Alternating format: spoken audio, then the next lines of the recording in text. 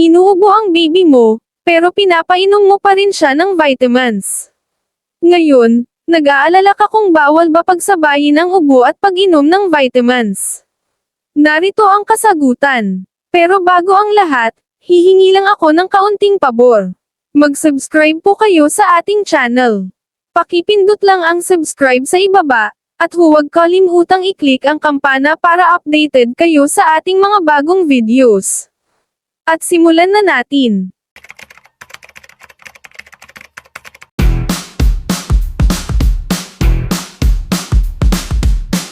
Oo, pwedeng uminom ng vitamins kahit inuubo, may sipon o may trangkaso.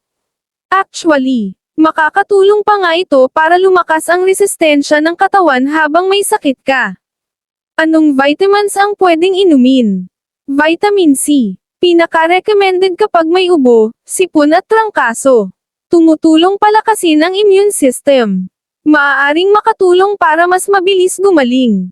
Iwasan lang ang sobrang dose dahil pwedeng magdulot ng LBM. Vitamin B complex. Nakakatulong laban sa panghihina at pagod. Mainam kung wala kang ganang kumain. Vitamin D. Mahalaga sa immune system. Mas epektibo kung iniinom araw-araw, lalo na kung kulang sa araw. Zinc. Makakatulong kung iinuman sa unang araw pa lang ng sintomas. Nakakatulong magpaikli ng tagal ng sipon at trangkaso. Mga paalala sa pag-inom ng vitamins.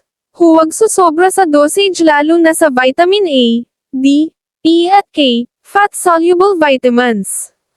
Huwag gawing kapalit ng gamot ang vitamins. Uminom ng vitamins pagkatapos kumain para iwas hilo at pagsusuka.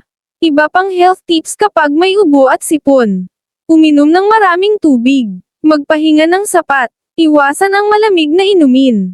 Uminom ng salabat o tsaa na may honey at kalamansi. Kung may lagnat ng higit 3 araw, magpatingin na sa doktor.